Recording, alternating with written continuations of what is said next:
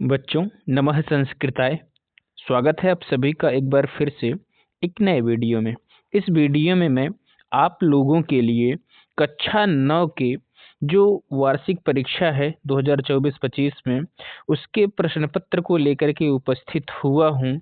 यह जो है पूर्णांक 70 का है और 3 घंटे का समय रहेगा। नोट आपको दिया गया है कि सभी प्रश्न पत्र अनिवार्य है। प्रश्नों के अंक उनके सम्मुख दिए गए हैं। आप जब इस प्रश्न को सॉल्व करेंगे तो देखेंगे कि प्रत्येक प्रश्न का जो अंक है आपके सामने दिया गया है, कौन सा प्रश्न कितने नंबर का है वो आपके प्रश्न पत्र के सम्मुख अंकित किया गया है। ठीक है, आइए देखते हैं।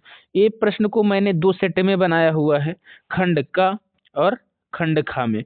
जो खंड का होता है वह बहुविकल्पीय प्रश्न है। जिस प्रकार से प्रश्न आपके बोर्ड की परीक्षा में पूछा जाएगा सेम टू सेम मैंने वैसे ही बनाया है। ये कक्षा 9 का सॉल्व करते हुए आप अपने दिमाग में एक चीज और रख लीजिएगा कि आप सभी को ठीक इसी ही पैटर्न पर आप सभी को बोर्ड की परीक्षा भी देना है कक्षा 10 में। तो आप सभी लोग अपने आप को इसी के प्रारूप में प्रिपेयर कर लीजिएगा। चलिए हम शुरुआत करते हैं। खंड का में 20 प्रश्न मैं लेकर के आया हूँ। आइए देखते हैं कि इन 20 प्रश्न कौन कौन से हैं और इनका उत्तर क्या होगा। ठीक है, खंड का में आपको इंस्ट्रक्शन दिया गया है कि समुचितम विकल्पम चिनुत। 4 विकल्प दिए गए हैं, जो उपयुक्त विकल्प है वही आपको चुनना है। क्वेश्चन संख्या 1 कह रहा है कि भारतस्य राष्ट्रीय पशु का अस्ति। भारत का राष्ट्रीय पशु क्या है? तो इसका उत्तर आपको पता ही है कि ऑप्शन ग में दिया गया है, व्याघ्र। सिंह नहीं होगा। ठीक है, तो भारत का राष्ट्रीय पशु क्या है? व्याघ्र है। अगला प्रश्न, प्रश्न संख्या 2 में आपसे कह रहा है कि रामायण से रचयिता कह आसीत। रामायण के रचनाकार कौन थे? तो इसका जो उत्तर होगा वो क्या होगा? वाल्मीकि आसीत। रामायण के रचनाकार कौन है? वाल्मीकि जी हैं। अगले प्रश्न में आपसे कह रहा है कि संस्कृतस्य आदि कवि कह। संस्कृत के आदि कवि कौन है? कहने का मतलब ये है कि जो लौकिक संस्कृत उत्पन्न हुआ, जो हम लोगों के बीच में जो संस्कृत चल रहा है, तो इसके प्रथम कवि कौन है जिन्होंने संस्कृत में ग्रंथ लिखना प्रारंभ किया? तो इसका जो उत्तर होगा ऑप्शन घ में दिया गया है, क्या? वाल्मीकि। अगला प्रश्न देखते हैं, क्वेश्चन संख्या 4। क्वेश्चन संख्या 4 में आपसे कह रहा है कि रविदासः कस्य शिष्यः आसीत्। रविदास किसके शिष्य थे? तो रविदास रामानंदस्य शिष्यः आसीत्। परम उपासकस्य रामानंदस्य 12 शिष्यः आसीत् इति वर्ण्यते। आपने पढ़ा है ना कि परम उपासक रामानंद के 12 शिष्य थे, ऐसा सुना जाता है। उन्हीं 12 शिष्यों में से एक कौन थे? रविदास जी थे। अगले प्रश्न में आपसे कह रहा है कि राष्ट्र ध्वजे कह वर्ण नास्ति। राष्ट्र ध्वज में कौन सा वर्ण नहीं है? तो रक्त वर्ण क्या है? ये जो लाल वर्ण है यही राष्ट्र ध्वज में नहीं है, बल्कि लाल वर्ण की जगह क्या है? ये गैरिक वर्ण है। ठीक है, तो ऑप्शन घ आपका राइट आंसर होगा। अगला प्रश्न, क्वेश्चन संख्या 6। क्वेश्चन संख्या 6 में आपसे कह रहा है कि जनकस्य होता आसीत। जनक के होता कौन थे? होता कहते हैं कि जो यज्ञ हवन इत्यादि करवाने वाला राज पुरोहित होता है वही होता कहलाता है। तो जो याज्ञवल्क्य हैं यही जनक के होता थे। ठीक है, ऑप्शन घ आपका सही हो जाएगा। अगले प्रश्न में आपसे कहा जा रहा है कि रामः कति वर्षाणि अरण्ये निवसत। राम ने कितने साल तक जंगल में निवास किया था? तो सबको ही पता है कि राम ने 14 साल का क्या किया था? वनवास में बिताया था, वनवास हुआ था। अगला प्रश्न आपसे कह रहा है कि विद्या किम अवाप्ति। विद्या से क्या प्राप्त होता है? विद्या विनयम अवाप्ति। विद्या से क्या होती है? विनम्रता आती है, विनय प्राप्त होता है। कहने का मतलब ये है कि जो व्यक्ति विद्वान है उसके अंदर विनम्रता आ जाती है। ठीक है, अगले प्रश्न कह रहा है कि अन्यायोपार्जितम वित्तम कति वर्षाणि तिष्ठति। अन्याय से जो उपार्जित धन है, कमाया हुआ जो धन है, कितने साल तक चलता है? इसका जो उत्तर होगा ऑप्शन क में दिया गया है, 10 वर्षाणि तिष्ठति। अन्याय से कमाया हुआ जो धन है वह 10 साल तक चलता है। ये श्लोक आपको याद ही होगा कि अन्यायो उपार्जितम वित्तम तिष्ठति 10 वर्षाणि प्राप्ते चैका 10 वर्षे तद समूलम विनश्यते। ठीक है, 11वें वर्ष के प्रारंभ होते ही संपूर्ण धन नष्ट हो जाता है। अगर आपसे पूछा जाए कि कौन से वर्ष के लगते ही अन्याय से कमाया हुआ धन विनष्ट हो जाता है, तो इसका उत्तर क्या होगा? 11 वर्ष होगा।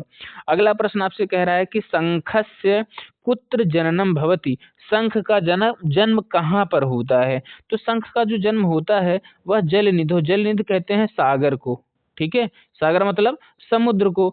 तो जो शंख होता है, शंख का जन्म कहाँ पर होता है? जलनिधि में होता है, नदी में नहीं होता है, तालाबों में नहीं होता है, बल्कि कहाँ होता है? जलनिधौ, समुद्र में होता है। अगला प्रश्न, भारत देशः शीर्षकः उद्धृतः अस्ति, भारत देश नामक शीर्षक कहाँ से लिया गया है? इसका जो राइट आंसर होगा ऑप्शन ग में लिखा गया है विष्णु पुराण। ये जो भारत देशः शीर्षक है विष्णु पुराण से लिया गया है, जिसमें सभी देवता जो हैं वो भारत की धरती पर जन्म लेने की इच्छा रखते हैं, ठीक है। अगला प्रश्न देख लीजिए। अगला प्रश्न में कह रहे हैं कि कति पितॄन माता श्रेष्ठा भवति, कितने पिता से एक माता श्रेष्ठ होती है? कहने का मतलब ये है कि कितने पिता के बराबर एक माता होती है। इसका जो राइट आंसर होगा उसमें आपको दिया गया है ऑप्शन ग में सहस्त्रम गुणितम, 1000 गुना पिता से एक माता श्रेष्ठ होती है, ठीक है। मतलब 1000 पिता को एक साइड खड़ा कर दिया जाए तो उनके बराबर एक माता अकेली होती है, ठीक है। अगला प्रश्न आपसे कह रहा है कि कुरूपता केन विराजते, कुरूपता अर्थात जैसे कोई व्यक्ति सुंदर नहीं हो, कुरूप हो, तो उसकी कुरूपता कब अच्छी लगती है? तो वो क्या हो जाएगा? शीलतया विराजते, कुरूपता जो है शीलता से सुशोभित होती है। किसी व्यक्ति के अंदर शील गुण है, सहन करने की क्षमता है, तो क्या है? कुरूपता भी उसकी अच्छी लगने लगती है। अगला प्रश्न क्वेश्चन संख्या 14 में आपसे कह रहा है कि माहेश्वर सूत्राणाम संख्या कति अस्ति, माहेश्वर सूत्रों की कुल संख्या कितनी है? आपको पता ही है कि माहेश्वर सूत्र में टोटल कितने हैं? 14 सूत्र हैं, क्योंकि 14 बार शंकर जी ने डमरू बजाया था। उन्हीं 14 ध्वनियों को सुन करके पाणिनि जी ने उसको माहेश्वर सूत्र के नाम से लिपिबद्ध कर लिया था। अगला प्रश्न आपसे कह रहा है हितोपदेशा इत्यत्र संधि वर्तते, हितोपदेश में कौन सी संधि है? इसका जो उत्तर होगा हो जाएगा हित धन उपदेशा बराबर हितोपदेशा। यहाँ पर जो आपको उत्तर होगा ऑप्शन क में दिए गया है क्या? गुण संधि। अगर आपसे ये पूछ ले हितोपदेशा का संधि विच्छेद क्या होगा, तो इसका जो उत्तर होगा वो हो जाएगा हित धन उपदेशः, ठीक है। हित धन उपदेशः, यही आपका राइट आंसर हो जाएगा। अगला प्रश्न क्वेश्चन संख्या 16 में आपसे कह रहा है कि अभितः परितः समया निक्सा इत्यादि शब्द योगे विभक्ति भवति, अभितः परितः समयः निक्सा इत्यादि शब्दों की योग में कौन सी विभक्ति होती है? तो आपने पढ़ा है कि अभितः परितः समया निक्सा हा प्रति योगे पी क्या है? कर्म कारक। तो यहाँ पर क्या है? कर्मणि द्वितीय। कहने का मतलब ये है यहाँ पर द्वितीय विभक्ति का प्रयोग हुआ है, ठीक है। इन शब्दों के योग में क्या होता है? द्वितीय विभक्ति का प्रयोग होता है। अगला प्रश्न आपसे कह रहा है कि नमः इति शब्द योगे विभक्ति होती, नमः इस शब्द के योग में कौन सी विभक्ति होती है? तो आप सभी ने पढ़ा है कि नमः स्वस्ति स्वाहा स्वधा अलम वसट योगाच, क्या है ये? संप्रदान कारक, मतलब चतुर्थी विभक्ति, ठीक है। ऑप्शन का आपका सही हो जाएगा। अगला प्रश्न क्वेश्चन संख्या 18, क्वेश्चन संख्या 18 में आपसे कह रहा है कि कति कारकाणि भवति, कारक कितने होते हैं? तो कारक कितने होते हैं?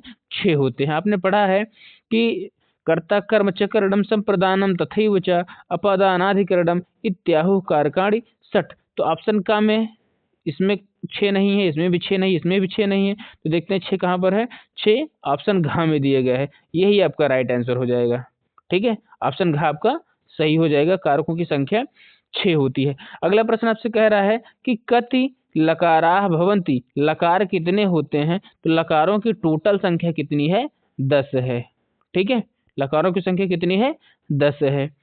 अगला प्रश्न आपसे कह रहा है कि कति उपसर्गाः सन्ति, उपसर्ग कितने हैं? उपसर्गों की संख्या कितनी है? तो ऑप्शन ग में आपको दिया गया है उपसर्गों की टोटल संख्या कितनी है? 22 है, ठीक है। ये 22 उपसर्ग होते हैं जो शब्दों के पहले लगते, कहने उपसर्ग लगते कहाँ हैं?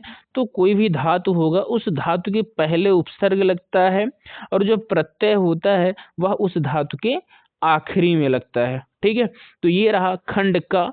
इस खंड का से 20 प्रश्न हैं, 20 प्रश्न मैंने आपको सॉल्व करवा दिया है। ये वीडियो बस इतना ही। मैं उपस्थित होऊंगा एक नए वीडियो के साथ खंड खा को लेकर के। खंड खा में कौन कौन से प्रश्न रहेंगे, किस प्रकार से प्रश्न पूछे जाते हैं, उसका उत्तर क्या होगा, वो हम अगले वीडियो में लेकर के आएंगे। पढ़ते रहिए आप सभी लोग। बहुत सारी शुभकामनाओं के साथ मैं इस कक्षा को यहीं पर समाप्त करता हूँ। नमः संस्कृताय। शुभ रात्रि। Good night.